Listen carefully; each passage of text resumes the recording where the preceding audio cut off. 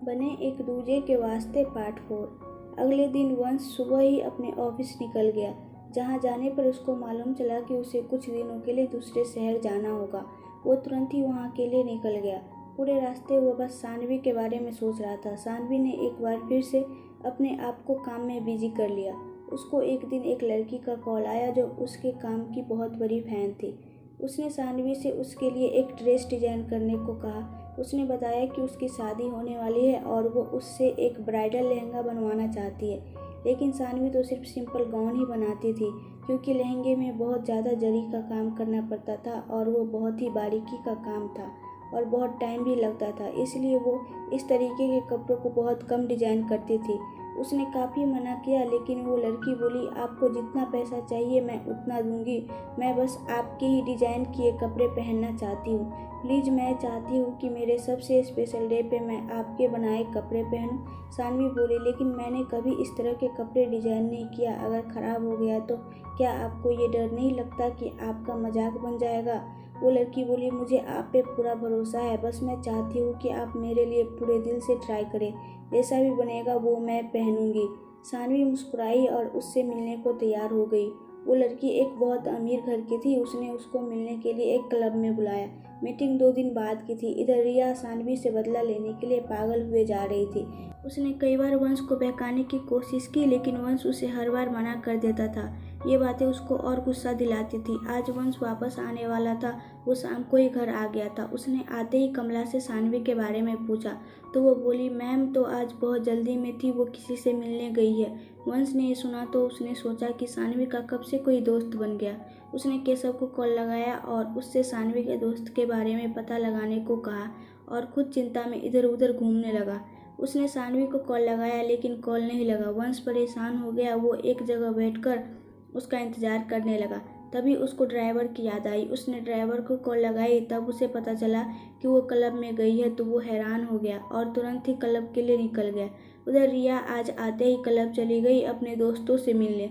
उसने वहां जब सानवी को एक प्राइवेट रूम में जाते देखा तो उसे अपने आंखों पे यकीन नहीं हुआ। वो गुस्से में उसकी तरफ बढ़ी, लेकिन जल्दी ही रुक गई। उसके दिमाग में एक आइडिया आया और उसने एक वेटर को अपने पास बुलाया और उसके कान में कुछ कहा। उसके बाद उसने उसे कुछ पैसे दिए और अपने एक दोस्त को कॉल करके बुला लिया। वो अपने आप में बोली, सानवी, तुमने मुझे मेरी औकात दिखाई थी ना, अब मैं तुम्हें तुम्हारी औकात दिखाऊंगी। एक बेवफा बीवी के साथ उसका पति क्या करता है, इसका तुमको अब पता चलेगा। और तुम्हारी तो किस्मत भी खराब है, क्योंकि तुम्हारा पति वंश है। इसके बाद वो जोर जोर से हंसने लगी। उधर क्लब के प्राइवेट रूम में लड़की बोली, हाय, आई एम नीति। सानवी बोली, मैं सानवी। लड़की मायूस हो गई और बोली, क्या मिस श्रुति नहीं आएंगी? सानवी हंसते हुए बोली कि मैं ही श्रुति हूँ। वो लड़की हैरान हो गई कि श्रुति इतनी खूबसूरत और यंग है। वो बहुत ज़्यादा खुश हुई। उसने सानवी से बातें की। नीति ने उसकी ये सच्चाई किसी से न बताने का वादा किया। फिर सानवी ने कुछ डिजाइन निकाले चुनने के लिए। दोनों काम की बात कर रही थी, तभी वो वेटर आया। उसने जूस का ग्लास रखा और जानबूझकर थोड़ा सा जूस सानवी की ड्रेस पर गिरा दिया। ये देखकर वो लड़की गुस्सा हो गई और उस वेटर को डांटने लगी। तभी सानवी ने उसे रोक ऐसा करने से मना किया और वॉशरूम की तरफ चली गई। वो वॉशरूम की तरफ पहुंची ही थी कि सामने से आ रहे एक लड़के से टकरा गई। वो लड़का जानबूझकर नशे में होने की एक्टिंग करने लगा और सानवी को उसके कमर से पकड़कर अपने करीब कर लिया। उसी वक्त दूर छुपी रिया ने उसकी पिक ली और वंश को एक अननोन नंबर से पिक भेज दी और बोली, सानवी, ये उस रात का बदला है। आज तुमको पता चलेगा कि वंश क्या है। वो मुस्कुराते हुए वहाँ से चली गई। वंश तब तक उस क्लब के गेट पर पहुँच चुका था। जब उसने पिक देखी तो वो बहुत ज़्यादा गुस्सा हो गया। वो क्लब के अंदर पहुँचा। वो गुस्से में भी इतना स्मार्ट लग रहा था कि जो भी उसे देखता बस देखता रह जाता। उसने अपने ऑफिस के ही कपड़े पहन रखे थे। हाथों में सिल्वर कलर की रोलेक्स की वॉच थी। वो अपने लंबे लंबे कदमों से प्राइवेट रूम की तरफ बढ़ा, लेकिन उसे रास्ते में ही सानवी दिख गई। अभी भी वो आदमी उसके पास ही था। उसने सानवी को छोड़ दिया और सॉरी बोल रहा था। उसने जब वंश को देखा तो जानबूझकर सानवी के बालों को सही करने के लिए हाथ बढ़ा दिया। सानवी ने वंश को नहीं देखा था। वो अभी अपने आप को संभाल ही पाई थी कि तभी उसने देखा कि किसी ने उस आदमी के हाथों को जोर से पकड़ लिया था। वंश ने उस लड़के के हाथों को पकड़ा और उसे दूर झटक दिया। वो आदमी अचानक से बोला, सानवी, ये कौन है? सानवी उसके मुंह से अपना नाम सुनकर हैरान रह गई।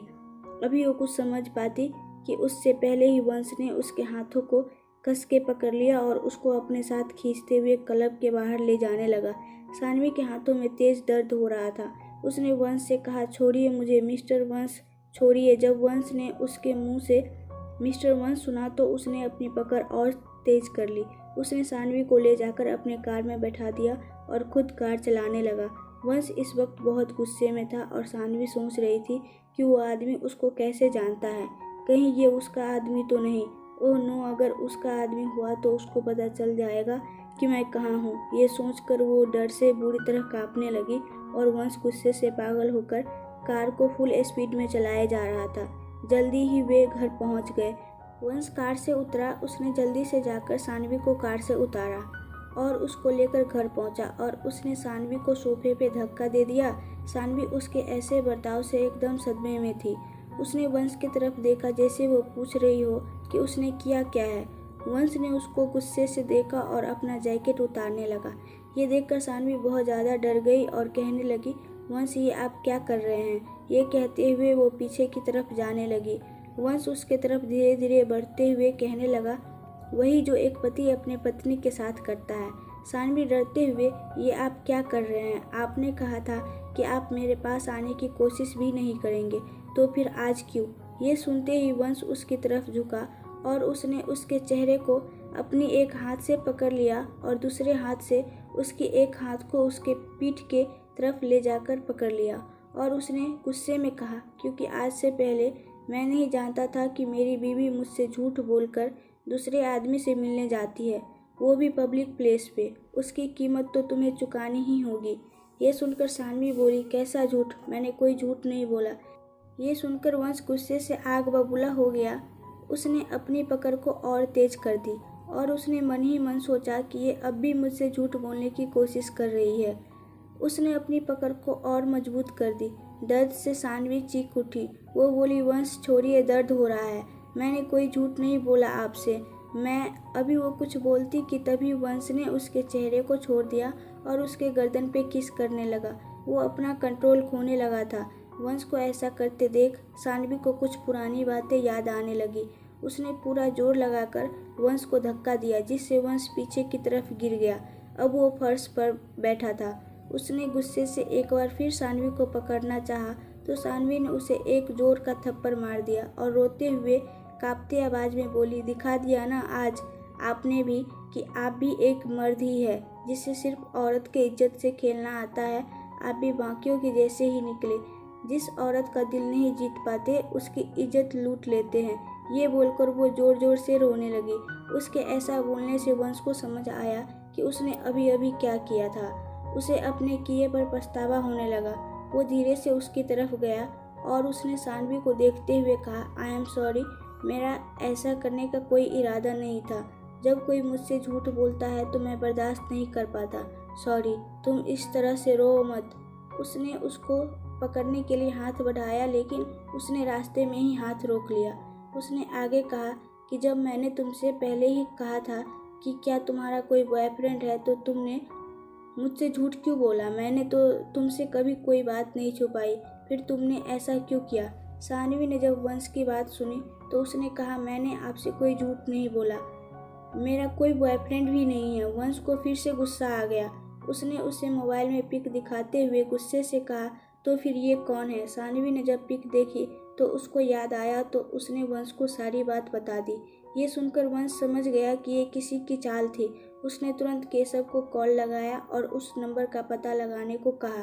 अब वो और भी ज़्यादा गुस्से में था। सानवी उठी और अपने रूम में जाने के लिए मुड़ी तो उसको चक्कर आ गया जिससे उसका पैर मुड़ गया और उसमें मोच आ गई। वंश ने सानवी को गिरने से बचा लिया और घबराते हुए उसका नाम पुकारने लगा, सानवी, सानवी, तुम्हें क्या हुआ? उसने सानवी को बाहों में उठा लिया और अपने रूम में लेके गया और उसको अपने बिस्तर पे सुला दिया और उसको देखने लगा। अगर आपको इस कहानी के आगे का पार्ट देखना है तो कमेंट में बताएं और प्लीज़ आप लोग मेरे चैनल को सब्सक्राइब कर दो। Thank you.